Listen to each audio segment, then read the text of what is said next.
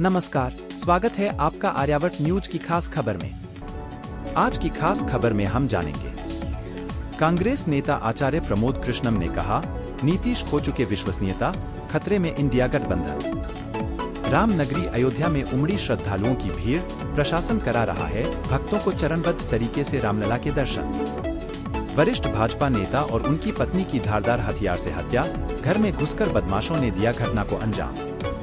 ज्ञानवापी सर्वे में मंदिर का खुलासा होने से क्या अब पूजा स्थल कानून की परीक्षा में पास हो पाएगा मामला।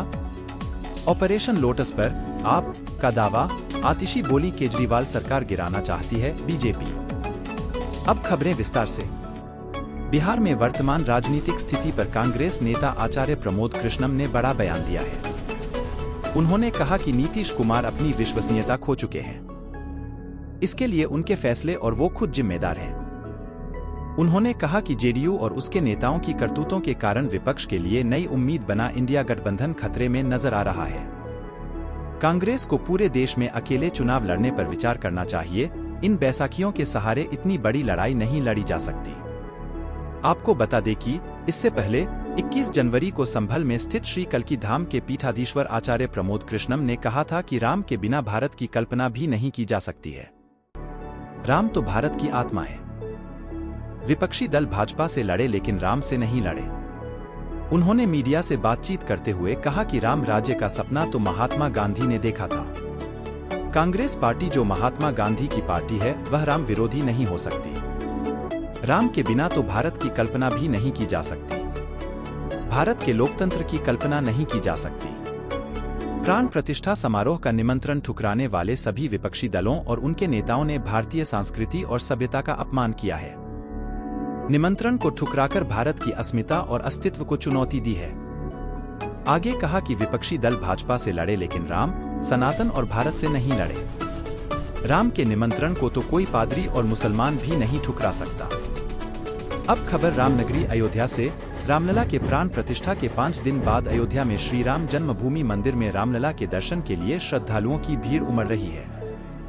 अयोध्या में आज सुबह हल्का कोहरा देखा गया।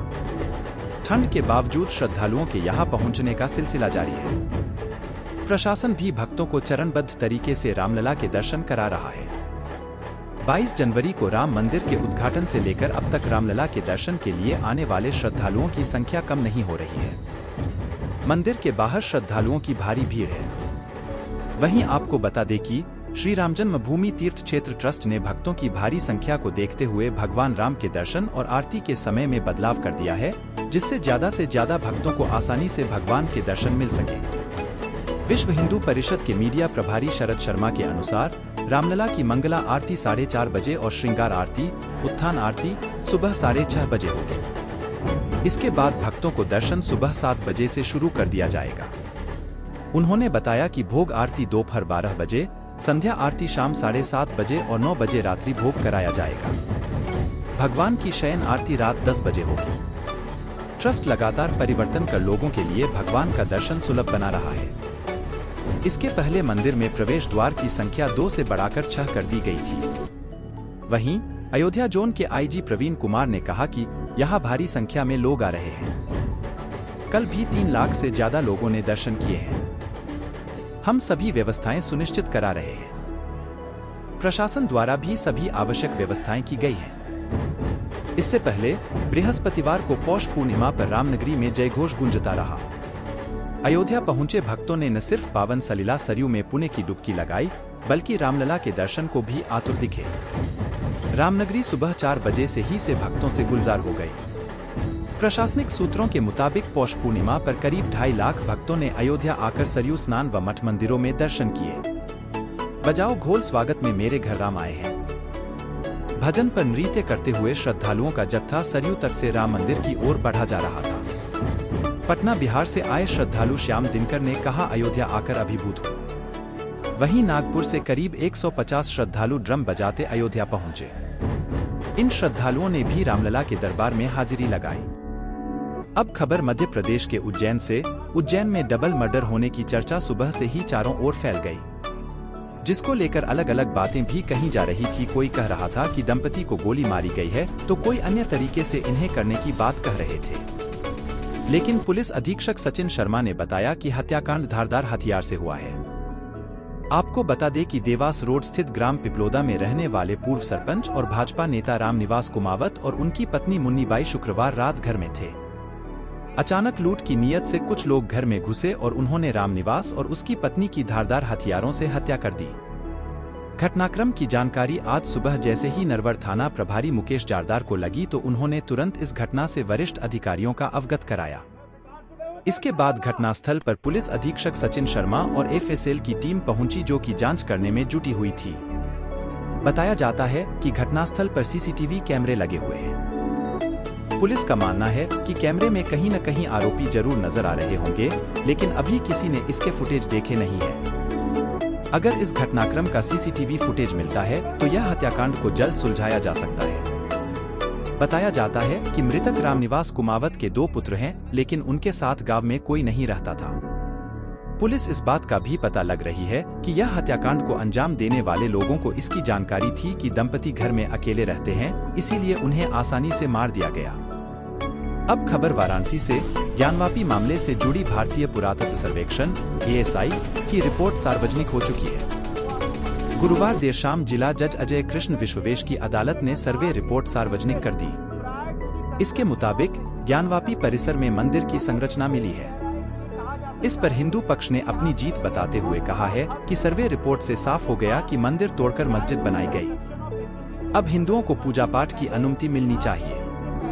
वहीं दूसरी तरफ से मुस्लिम पक्ष ने कानूनी लड़ाई को आगे बढ़ाने की घोषणा की है। मौजूदा समय में देखें तो हिंदू पक्ष का दावा शुरुआती तौर पर मजबूत हो सकता है, लेकिन अभी मामले को वाराणसी में सिविल कोर्ट और सुप्रीम कोर्ट के सामने कानूनी परीक्षा से भी गुजरना होगा। इसके बाद ही तय होगा कि ज्ञानवापी परिसर पर मालिकाना हक का मुकदमा चल सकता है या नहीं। दूसरा पक्ष पूजा स्थल विशेष प्रावधान अधिनियम 1991 का हवाला देकर इस पर संवैधानिक रोक लगाने की मांग कर रहा है। दरअसल हिंदू पक्ष का दावा है कि वाराणसी स्थित ज्ञानवापी परिसर के नीचे 100 फीट ऊंचा आदि विश्वेश्वर का स्वयंभू ज्योतिर्लिंग है। काशी विश्वनाथ मंदिर का निर्माण करीब 2050 साल पहले महाराजा विक्रमादित्य ने करवाया था, लेकिन औरंगजेब ने साल 1664 में मंदिर को तुड़वा दिया। दावे में कहा गया है कि मस्जिद का निर्माण मंदिर को तोड़कर उसकी भूमि पर किया गया है, जो कि अब ज्ञानवापी मस्जिद के रूप में जाना जाता है। अदालत में याचिकाकर्ताओं ने मांग की थी कि ज्ञानवापी परिसर का वैज्ञानिक सर्वेक्षण कर यह पता लगाया जाए कि जमीन के अंदर का भाग मंदिर का अवशेष है या नहीं। साथ ही विवादित ढांचे की फर्श तोड़कर ये भी पता लगाया जाए कि 100 फीट ऊंचा ज्योतिर्लिंग स्वयंभू विश्वेश्वरनाथ भी वहां मौजूद है या नहीं। मस्जिद की दीवारों की भी जांच कर पता लगाया जाए कि ये मंदिर की हैं या नहीं। याचिकाकर्ता का दावा है कि काशी विश्वनाथ मंदिर के अवशेषों से ही ज्ञानवापी मस्जिद का निर्माण हुआ था। इन्हीं दावों पर अदालत ने कोर्ट कमिश्नर नियुक्त करते हुए ASI से सर्वे करवाया था। बुधवार 24 जनवरी को जिला जज डॉ. अजय कृष्ण विश्वेश की अदालत ने एक अहम फैसला सुनाया, जिसमें वादी पक्ष को सर्वे रिपोर्ट दिए जाने का आदेश दिया गया। वहीं अगले ही दिन यानी 25 जनवरी को रिपोर्ट सार्वजनिक कर दी गई। रिपोर्ट के मुताबिक ज्ञानवापी में मंदिर की संरचना मिली है। ASI रिपोर्ट के मुताबिक ज्ञानवापी बड़ा हिंदू मंदिर था। सर्वे के दौरान 32 जगह मंदिर से संबंधित प्रमाण मिले हैं। पक्षकारों ने जो सर्वे रिपोर्ट दी है वह 839 पेज की है।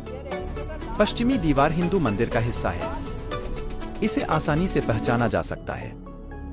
जो स्तंभ मिले हैं वो हिंदू मंदिर के हैं। उसका दोबारा इस्तेमाल किया गया है। देवनागरी, ग्रंथा, तेलुगु और कन्नड़ भाषा में लिखे शिलालेख भी मिले हैं। जनार्दन, रुद्र और विश्वेश्वर के शिलालेख भी प्राप्त हुए हैं। एक जगह महामुक्ति मंडप लिखा है। यह महत्वपूर्ण साक्ष्य है। ASI के मुताबिक मंदिर 17वीं शताब्दी में तोड़ा गया था। इसकी तिथि 2 सितंबर 1969 हो सकती है। मंदिर के जो पिलर थे उन्हीं का इस्तेमाल मस्जिद बनाने के लिए किया गया।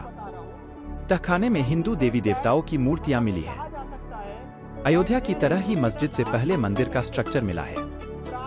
देश में जब भी इस ज्ञानवापी मामले की चर्चा होती है तो उसमें 1991 के पूजा स्थल कानून का जिक्र किया जाता है। वर्तमान में वाराणसी में सिविल कोर्ट और सुप्रीम कोर्ट के समक्ष उन याचिकाओं की सुनवाई हो रही है कि क्या ज्ञानवापी परिसर के स्वामित्व का मुकदमा चल सकता है। मुस्लिम पक्ष का दावा है कि पूजा स्थल विशेष प्रावधान अधिनियम 1991 इस पर संवैधानिक रोक लगाता है।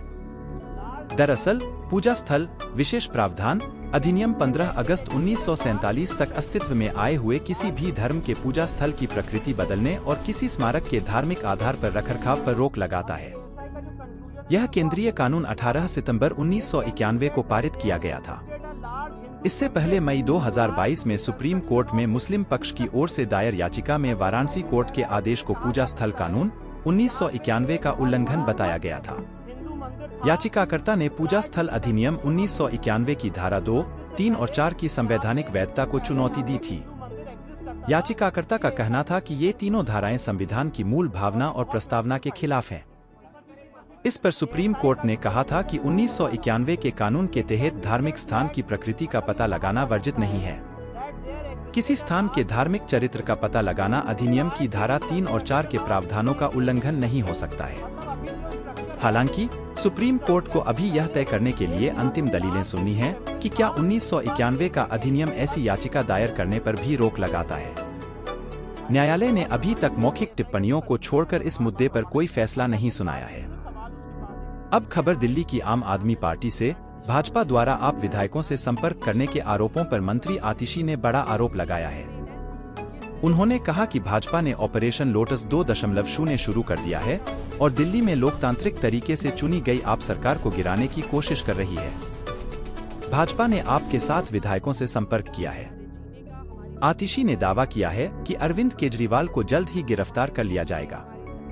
उन्होंने कहा कि भाजपा ने हमारे विधायकों से कहा है कि केजरीवाल की गिरफ्तारी के बाद आप विधायकों में फूट पड़ जाएगी। वे हमारे 21 विधायकों के संपर्क में हैं, जिनका इस्तेमाल करके हमारा लक्ष्य दिल्ली सरकार को गिराना है। आतिशी ने कहा कि उन 7 विधायकों को 25 करोड़ रुपए की पेशकश की गई है। उन्होंने कहा कि ऑपरेशन लोटस उन राज्यों में सत्ता में आने के लिए भाजपा द्वारा इस्तेमाल की जाने वाली रणनीति है जहां वे लोकतांत्रिक रूप से निर्वाचित नहीं हैं। महाराष्ट्र, गोवा, कर्नाटक, अरुणाचल प्रदेश और मध्य प्रदेश इसके उदाहरण हैं। दिल्ली के मुख्यमंत्री अरविंद केजरीवाल ने सोशल मीडिया एक्स पर पोस्ट करते हुए लिखा कि पिछले दिनों इन्होंने हमारे दिल्ली के 7 विधायकों को संपर्क कर कहा है कि कुछ दिन बाद केजरीवाल को गिरफ्तार कर लेंगे, उसके बाद विधायकों को तोड़ेंगे।